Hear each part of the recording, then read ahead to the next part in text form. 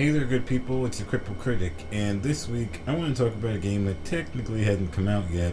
So let's take a look at the demo for the indie game Shots Fired. Shots Fired is a point and click game developed by another indie studio. No joke, that is the real name of the company, and it's set to be released in the next few months.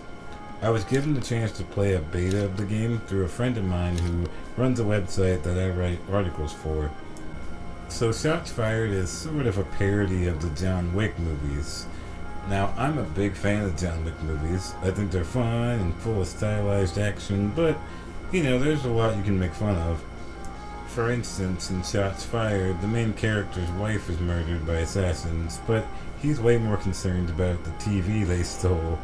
And the TV seemed to be the catalyst that pushes him to get revenge and pick back up the killing career he thought he left behind. So yeah, you can tell the game has some humorous commentary on the hitman archetype. Anyway, Shots Fired plays like a hired hitman simulator. You use a sniper rifle to hunt down targets and earn money. The gameplay is really similar to a GTA Hitman side mission, except that you'll be using traditional point and click controls.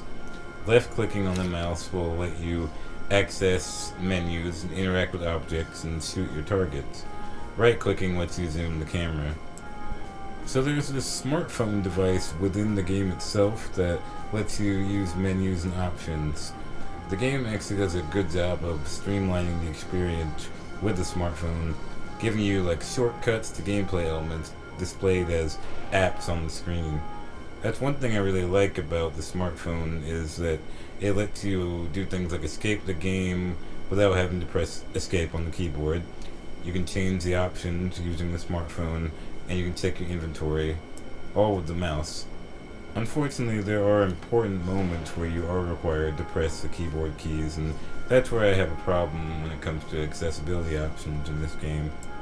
For instance, when shooting targets in the city, you're usually on top of a building looking down. There's only so much of the map available to you without pressing WASD on the keyboard to see the unseen areas.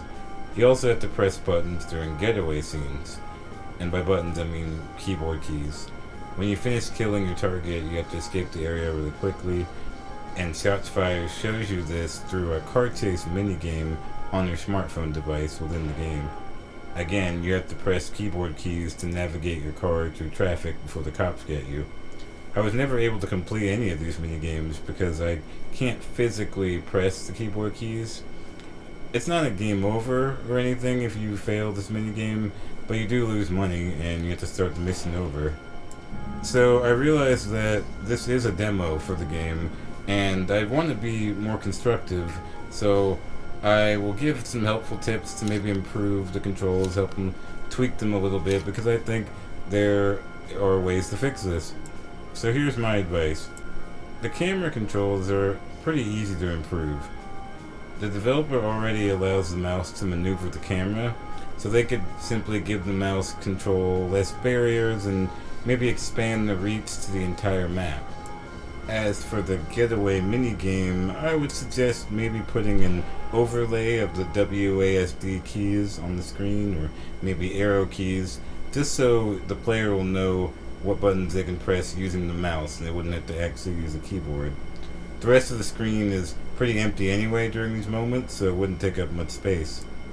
I will admit that Shots Fired does offer the option to change the screen resolution in the options menu, so you can technically use the on-screen keyboard to help you to play, but take a look at the way I have to move the screen. It's not exactly ideal perspective. So until they tweak the controls, I do think disabled gamers with fine motor skill impairments will have a few roadblocks when playing Shots Fired. Disabled gamers with hearing impairments shouldn't have too many problems. There's no spoken dialogue in Shots Fired, and the rest of the game has scrolling text for every line. The font on some of the smartphone apps can be a little small and hard to read, but usually the dialogue has large, dark text on a bright background. People with visual impairments shouldn't have too much trouble.